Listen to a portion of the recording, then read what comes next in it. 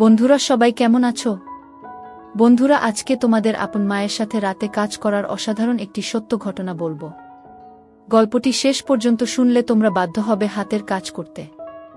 না হলে সবাই আমাকে কাজ করে দিয়ে যাবে, আমি বাধা দেব না।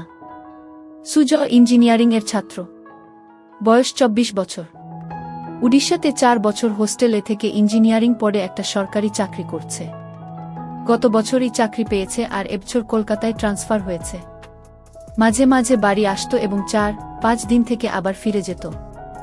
বাড়িতে সুজয়ের মা মালা দেবী থাকে। বছর 2 আগে সুজয়ের বাবা মারা গেছে ক্যান্সারে। সুজয়ের পারিবারিক আয় ভালো নয়। সুজয়ের বাবা একটা সরকারি চাকরি করত। বাবা মারা যাওয়ার পরে সরকার থেকে কিছু টাকা পয়সা পেয়েছিল, যেটা দিয়ে সুজয়ের পড়াশোনা আর ওর মায়ের সংসার কোনোভাবে চলে যাচ্ছে।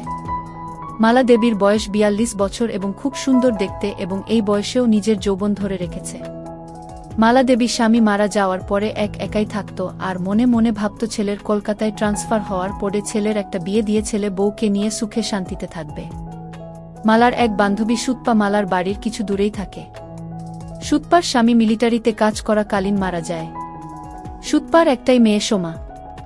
সুতপার বয়স 40 বছর আর মেয়ে সোমার বয়স 21 বছর, কলেজ-এ পড়ছে। সুতপার আর্থিক অবস্থা অনেক ভালো, নিজেদের 2 তলা বাড়ি আছে। সুতপা মালাকে বলেছে যে সুজয়ের সাথে সোমার বিয়ে দিতে, কারণ সুজয়কে খুব পছন্দ সুতপার। সুজয়রা ভাড়া বাড়িতে থাকত। একটাই ঘর, রান্নাঘর আর বাথরুম। যেহেতু মালা স্বামী মারা যাওয়ার পরে একাই থাকত, তাই কোনো অসুবিধে হয়নি, কিন্তু এবার সুজয় ফিরে এলে একটা ঘরে কিভাবে চলবে সেটাই মালা চিন্তা করছিল। তাই একদিন মালা সুতপাকে এই কথাগুলো বলল। সুতপা সব শুনে বলল, মালা তোকে তো আমি বলেছি সুজয় কলকাতায় ট্রান্সফার হয়ে এলে এক শুভক্ষণ দেখে সুজয় আর সোমার বিয়েটা দিয়ে দেব, আর আমরা সবাই মিলে এই বাড়িতেই থাকব। এত বড় বাড়িতে শুধু আমরা 2 মা মেয়ে থাকি, তোরাও এখানে চলে এলে সবাই মিলে আনন্দ করে থাকা যাবে। মালা সুতপার কথা শুনে আনন্দে বলল, আমি ছেলে এলে ওর সাথে কথা বলে তোকে জানাবো। কিছুদিনের মধ্যে সুজয় ফোন করে জানালো যে শুক্রবার সে বাড়ি আসছে। প্রায় 8 মাস পরে সুজয় বাড়ি ফিরছে বলে সেদিন মালা ভালো ভালো রান্না করে রেখেছিল। তারপর স্নান করে একটা ভালো শাড়ি পরে ছেলের জন্য অধীর আগ্রহে অপেক্ষা করছিল। প্রায় 12টা নাগাদ সুজয় বাড়ির সামনে এসে দরজায় কড়া নাড়ল। মালা দরজা খুলে দেখল 4-5টা ব্যাগ হাতে আর কাঁধে নিয়ে সুজয় হাসি মুখে দাঁড়িয়ে আছে। ঘরে এসে ব্যাগগুলো নামিয়েই মাকে ধরল সুজয়। মালা ও সুজয়কে ধরে থাকল কিছুক্ষণ। তারপর ছেলের হাত থেকে নিজেকে ছাড়িয়ে মালা বলল, অনেক বেলা হয়ে গেছে সুজয়, যা স্নান করে নিয়ে আগে খেয়ে নে, তারপর না হয় ব্যাগগুলো থেকে সব বার করবি আর গল্প করা যাবে। সুজয় বলল, ঠিক বলেছ মা, খিদেতে পেট জ্বলছে, আমি তাড়াতাড়ি স্নান করে আসছি, তুমি খাবার বারো। এই বলে সুজয় বাথরুম-এ চলে গেল। ভেতরে দেখল ওর মা ওর জন্য একটা হাফ প্যান্ট আর তোয়ালে রেখে দিয়েছে। তাই দেরি না করে ভালো করে স্নান করে সুজয় হাফ প্যান্ট পরে খালি গায়ে বাইরে এসে দেখল মা খাবার বেডে মেঝেতে বসে আছে। সুজয় মায়ের উল্টো দিকে বসে খেতে শুরু করল। খেতে খেতে মাকে দেখছিল সুজয় আর মনে মনে ভাবল যে মাকে আগের থেকে যেন আরো সুন্দরী লাগছে। মালা সেটা দেখে জিজ্ঞেস করল, কি এত দেখছিস সুজয়? সুজয়, তোমায় দেখছি মা, তোমায় এই শাড়িতে খুব সুন্দর লাগছে। এটা কি নতুন শাড়ি? মালা, না রে, এটা পুরনো শাড়ি, তবে খুব কম পরেছি বলে এটা নতুনের মতো লাগছে। সুজয়, মা চাকরি তো আমি পেয়ে গেছি, এবার আর তোমার কোনো দুঃখ রাখবো না। মালা হেসে বলল, উসে আমি জানি সুজয়, আমি এখন অনেক নিশ্চিন্ত যে তুই এবার আমাদের 2জনের সংসার চালাতে পারবি। এই শুনে সুজয় হেসে বলল, উসে আর বলতে, আমার সুন্দরী মাকে আমি এবার থেকে সুখে রাখব। সুজয়ের কথা শুনে মালা ও হেসে উঠল। এইভাবে কথা বলতে বলতে 2জনে খাওয়া শেষ করল। মালা থালা বাসন নিয়ে রান্নাঘরে ধোয়ার জন্য চলে গেল। সুজয় হাত মুখ ধুয়ে ঘরে এসে ব্যাগ থেকে জিনিসপত্র বার করতে শুরু করল। একবার রান্নাঘরের দিকে তাকিয়ে ব্যাগ থেকে 2টা খারাপ বই তাড়াতাড়ি বের করে নিয়ে নিজের বইয়ের তাকে লুকিয়ে রাখল। কিছুক্ষণ পরে মালা ঘরে এসে বিছানায় বসল। মালা ছেলের সব জামা প্যান্ট একদিকে সরিয়ে রাখতে রাখতে বলল, তোর সব জামা তো পুরনো হয়ে গেছে, এবার কিছু নতুন কিনে নিস। সুজয়, ঠিক আছে মা, এ মাসের স্যালারি পেয়ে তোমার আর আমার জন্য নতুন ড্রেস কিনব গো। তারপর সুজয় সব জিনিস বিছানা থেকে সরিয়ে মালার মুখোমুখি বসে গল্প করতে শুরু করল। মালা, সুজয়, এখন তোর কিরকম লাগছে? পড়াশোনা করে চাকরি করছিস, এবার কলকাতায় ট্রান্সফার ও হয়ে গেল সুজ, সেরকম কিছু না, কিন্তু এবার থেকে তোমার সাথে থাকতে পারবো, এই জন্য আমি খুব খুশি কি এই বলে মায়ের কোলে মাথা রেখে শুয়ে পড়ল। মালা ছেলের কথা শুনে খুব খুশি হলো আর সুজয়ের মাথায় হাত বুলিয়ে দিতে লাগল। সুজ শুয়ে শুয়ে মালাকে দেখছিল আর মনে মনে ভাবছিল মাকে সত্যি খুব সুন্দর দেখতে। এইভাবে কিছুক্ষণ থাকার পরে মালা হেসে বলল, সুজ, এবার সুতপার সাথে কথা বলতে হবে তোর বিয়ের জন্য। সুজ তখন মায়ের কোল থেকে মাথা সরিয়ে উঠে বসে বসে দুই কাঁধে দু হাত রেখে বলল, না মা, এখন নয়, এখন শুধু আমার সুন্দরী মাকে সুখী করার সময়, বউকে নয় গে। মালা হেসে বলল, আমি তো ভালোই আছি, এবার তোর একটা বউ এসে গেলে আমার অসুবিধা হবে আর তোর অসুবিধা হবে। সুজ নিজের মুখটা মালার মুখের কাছে এনে বলল, আমাদের কি সুবিধা হবে মা, বউ এলে? মালা, আমার একটা গল্প করার সাথী হবে আর তোর চির জীবনের সাথী হবে। আর সত্যি বলছি, সোমা খুব সুন্দরী আর ভালো মেয়ে, তোকে খুব সুখে রাখবে। সুজ একটা হামি দিয়ে বলল, আমি তোমায় সুখে রাখবো, তাই তোমার আর কিছু লাগবে না। মালা সুজয়ের কথা শুনে একটু চমকে উঠে বলল, ঠিক আছে, এবার তুই একটু রেস্ট নিয়ে নে, আমি একটু বেরোচ্ছি, একেবারে বাজার করে ফিরব। এই বলে মালা উঠে দাঁড়িয়ে নিজের শাড়িটা ঠিক করতে লাগল। সুজ ও উঠে দাঁড়িয়ে মাকে দেখতে লাগল। কিছুক্ষণ পরে মালা বাড়ি থেকে বেরিয়ে যেতেই সুজয় দরজা বন্ধ করে ঘরে এসে নিজের আরেকটা ব্যাগ খুলে খুলে মায়ের একটা ছোট জামা দেখে বার করে সেটা নাক দিয়ে গন্ধ নিতে থাকল। সুজ হোস্টেল এ থাকাকালীন বন্ধুদের পাল্লায় পড়ে খারাপ বই পড়া শুরু করেছিল। সব সম্পর্কের মধ্যে মা ছেলে নিয়ে গুলো পড়তে বেশি ভালোবাসত। সেই জন্য ৮ মাস আগে যখন বাড়ি এসেছিল তখন মায়ের একটা ছোট জামা লুকিয়ে নিজের সাথে নিয়ে গিয়েছিল। তারপর থেকে হোস্টেলে সুজয় বই পড়তে পড়তে মায়ের ছোট জামাটা হাতে নিয়ে নিজেকে সান্ত্বনা দিত। যেহেতু খুব ক্লান্ত ছিল তাই মাকে চিন্তা করতে করতে কিছুক্ষণের জন্য ঘুমিয়ে পড়ল। তারপর কিছুক্ষণ পরে বাথরুম এগিয়ে পেচ্ছাপ করতে গিয়ে দেখল বাথরুম এ মায়ের একটা ছোট কাপড় ঝোলানো আছে। মালা তাড়াহুড়ো সেটা সরিয়ে রাখতে ভুলে গিয়েছিল। সুজ পেচ্ছাপ করে সেটা নিজের নাকে শুকে বুঝল এটা মায়ের ব্যবহার করা। সেটা মালা ধুতে ভুলে গেছে। সুজ অনেকক্ষণ সেটা নাকে নিয়ে নিজের গন্ধ শুকতে লাগল। এবার নিজেকে আর কন্ট্রোল করতে না পেরে হাতের কাজে লেগে গেল। প্রায় 15-20 মিনিট ধরে চলল সেই কাজ। তারপর সেটা যেখানে ছিল সেখানে রেখে নিজেকে পরিষ্কার করে ঘরে এলো। মনে মনে অপরাধ বোধ হচ্ছিল নিজের মাকে নিয়ে এরকম ভাবতে, কিন্তু ও এটা বুঝতে পারল আজ সব থেকে বেশি তৃপ্তি পেয়েছে। কিছুক্ষণ পরে সুজয়ের পাপবোধ আরও গাঢ় হল আর ভাবতে লাগলো কিভাবে মাকে আরও কাছে পাওয়া যায়। এইসব ভাবতে ভাবতে সন্ধে হয়ে গেল আর ঠিক তখন দরজায় আওয়াজ হলো। সুজ দরজা খুলে দেখল মালা দাঁড়িয়ে আছে দু হাতে দুটো বাজারের ব্যাগ নিয়ে। সুজ সঙ্গে সোজা মায়ের হাত থেকে ব্যাগ দুটো নিয়ে রান্নাঘরে রেখে এক গ্লাস জল নিয়ে মালাকে দিল। মালা বিছানায় বসে জলটা খেয়ে জিজ্ঞেস করল, সারা দুপুর আর বিকেল কি করলি সুজয়? একটু ঘুমিয়েছিলিস তো? সুজ, হ্যাঁ মা, অল্প ঘুমিয়েছিলাম গো। মালা, ভালো করেছিস, আমি একটু ফ্রেশ হয়ে তোকে চা করে দিচ্ছি, তোর জন্য কাটলেট ও এনেছি। এই বলে মালা তোয়ালে নিয়ে বাথরুম এ চলে গেল। সুজয় তখন মাকে সারপ্রাইজ দেবে বলে নিজেই রান্নাঘরে গিয়ে চা বানাতে শুরু করল আর বাজারের ব্যাগ থেকে সবকিছু রান্নাঘরে যথাস্থানে রেখে কাটলেট দুটো একটা ডিশ এ রাখল। বাথরুম এর ভেতর থেকে মায়ের স্নান করার শব্দ শুনতে শুনতে সুজয় চা বানাচ্ছিল। এদিকে স্নান করতে করতে মালা হঠাৎ দেখে তার ছোট কাপড়টা দড়িতে ঝুলছে, সঙ্গে সঙ্গে চমকে গেল আর মনে মনে ভাবল, সব কিছু ঠিক জায়গা রেখে আসল জিনিসটা তাই বাথরুম এ ফেলে গিয়েছিল। সুজয় যে কি ভেবেছে কে জানে। নিজেকেই কিছুক্ষণ বকা দিয়ে স্নান করে তোয়ালেটা দিয়ে নিজেকে জড়িয়ে মালা বাথরুম থেকে ঘরে এসে দেখল সুজয় একটা ট্রে এ 2 কাপ চা আর কাটলেট সাজিয়ে বসে আছে। মালা হেসে বলল, বাহ, একবার চা বানিয়ে মায়ের জন্য অপেক্ষা করছিস, খুব ভালো। বউকে তুই খুব সুখে রাখবি গু। সুজ, এখন তো মাকে সুখী করি, তারপর অন্য কেউ। মালা আলমারি থেকে একটা শাড়ি নিয়ে সুজয়কে বলল, আমি দরজাটা ভেজিয়ে দিয়ে রান্নাঘরের শাড়িটা পরে আসছি।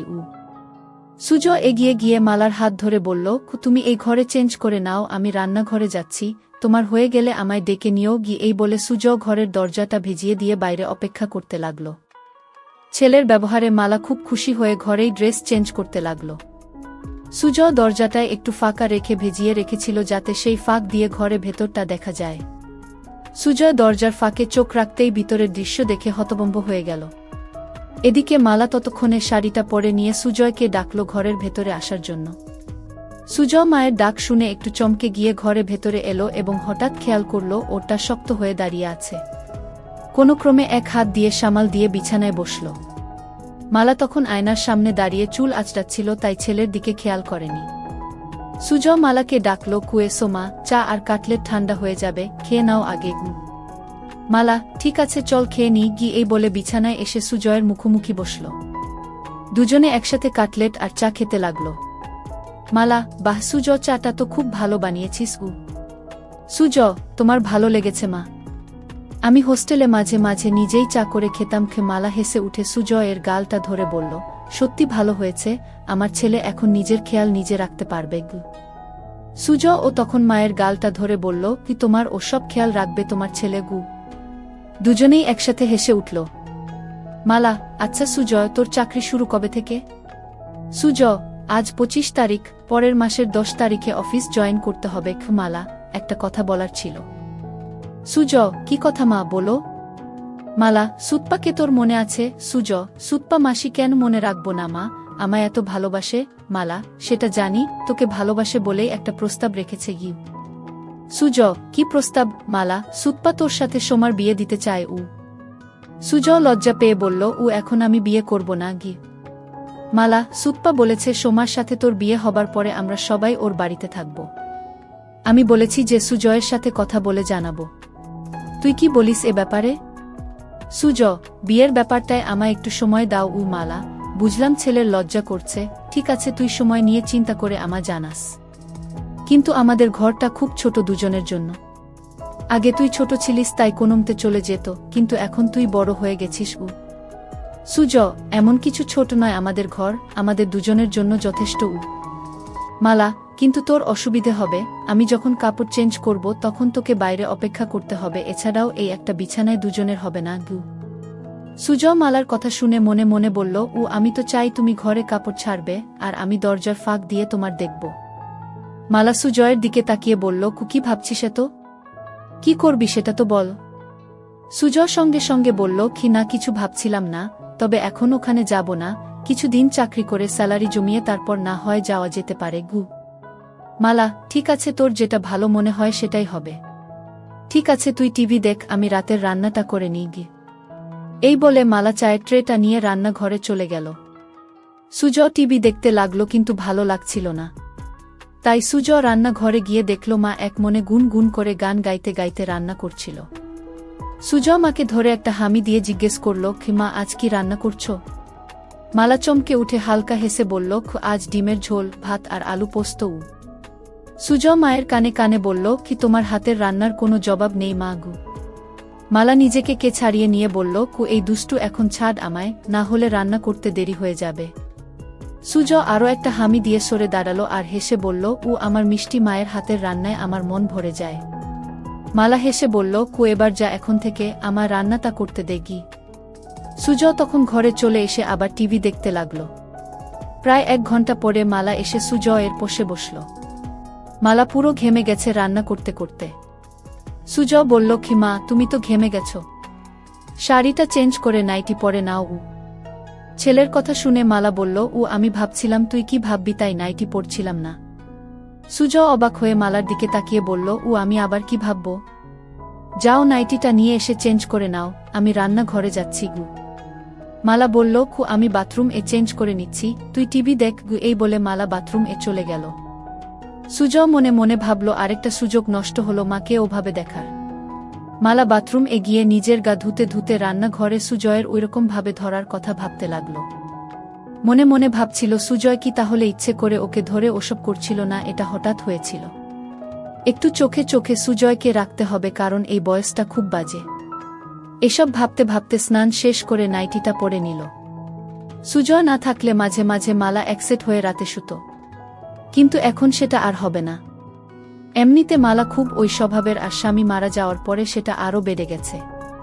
কিছুক্ষণ পরে মালা বাথরুম থেকে বেরিয়ে এসে সুজয় এর সাথে বসে একসাথে টিভি দেখতে দেখতে এটা সেটা গল্প করতে লাগল।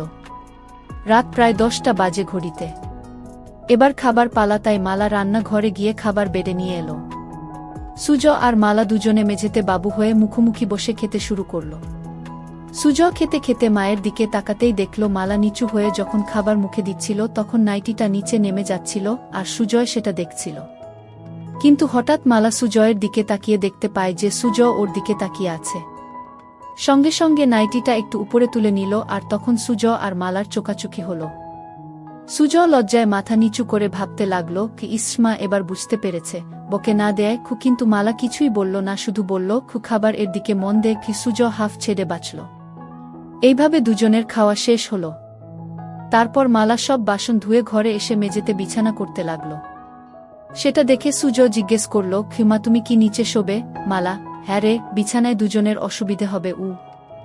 সুজয় সঙ্গে সঙ্গে মালার হাত থেকে সব কিছু কেড়ে বিছানা রেখে বলল, এই খাটে আমাদের দুজনের ভালো মতো হয়ে যাবে, তাই তুমি চিন্তা করো না গি।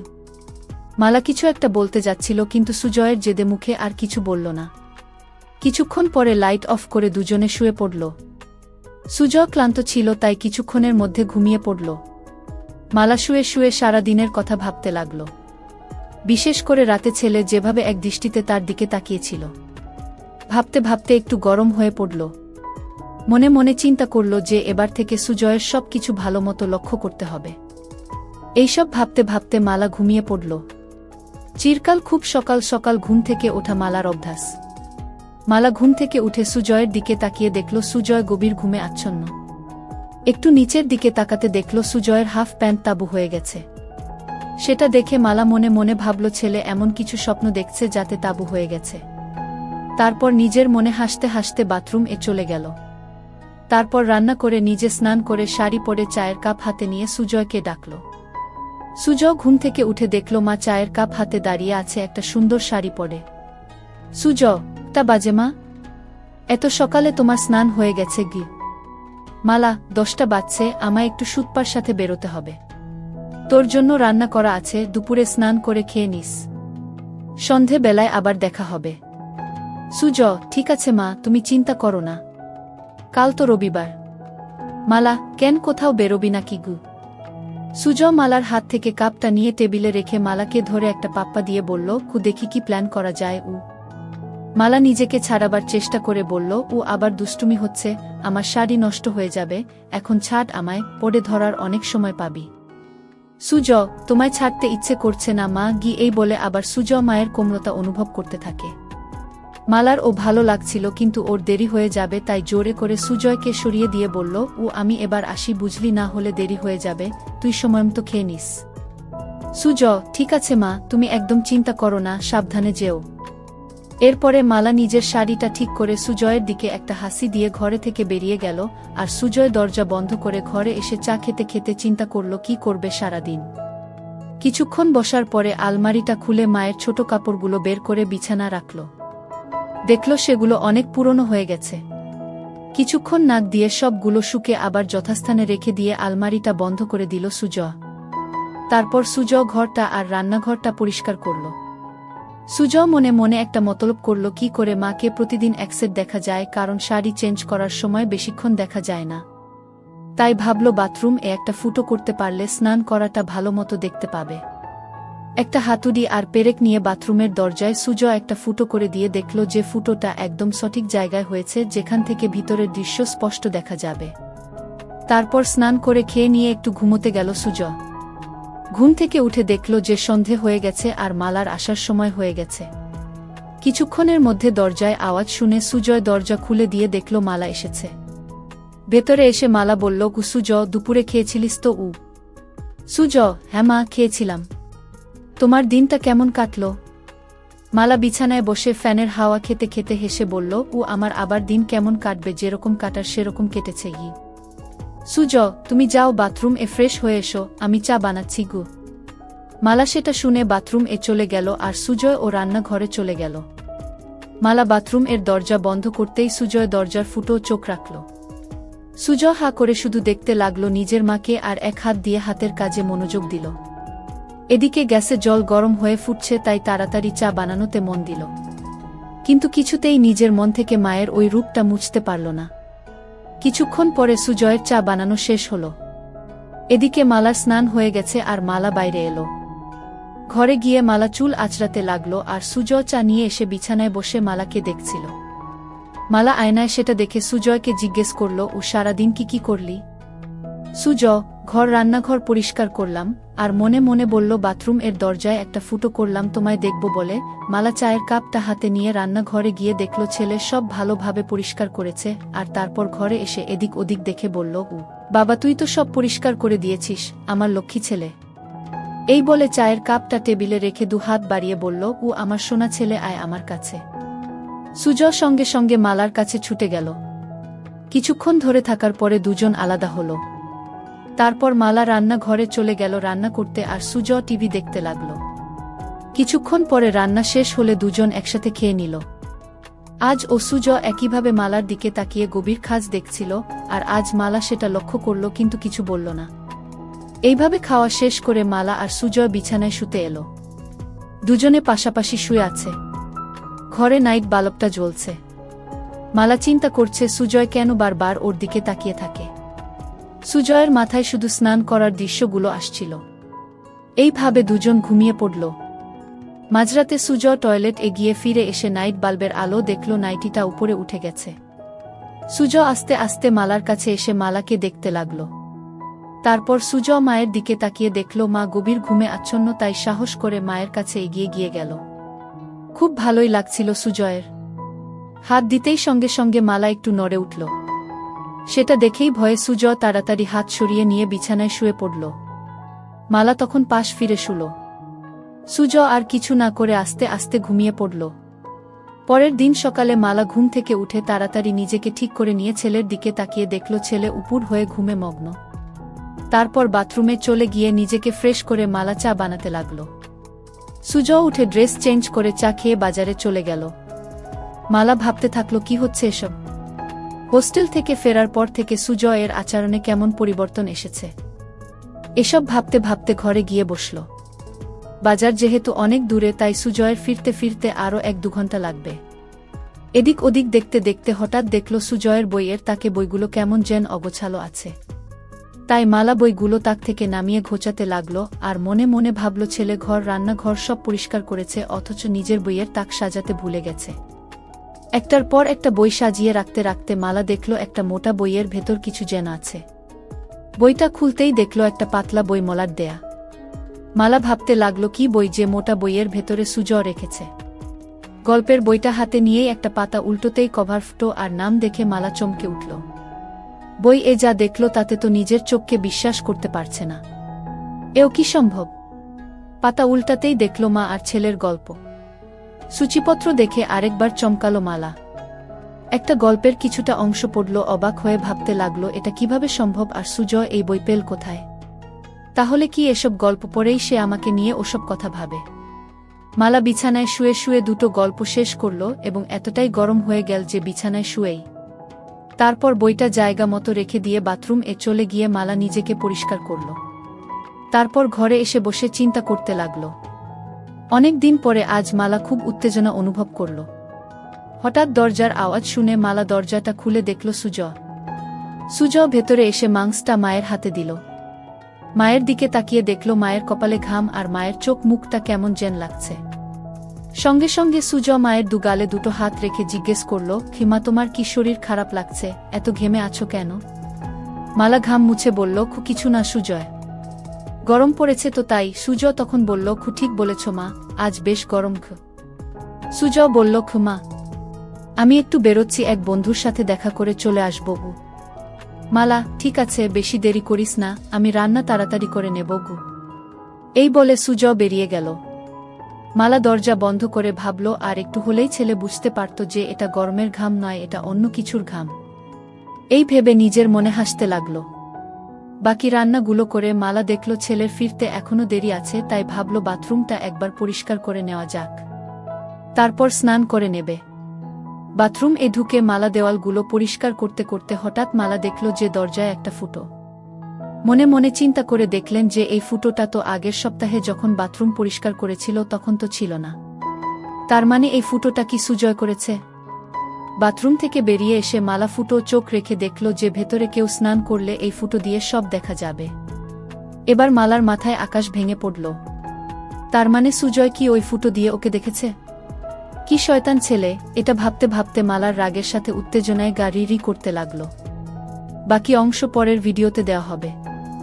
সবাই সঙ্গে থাকো।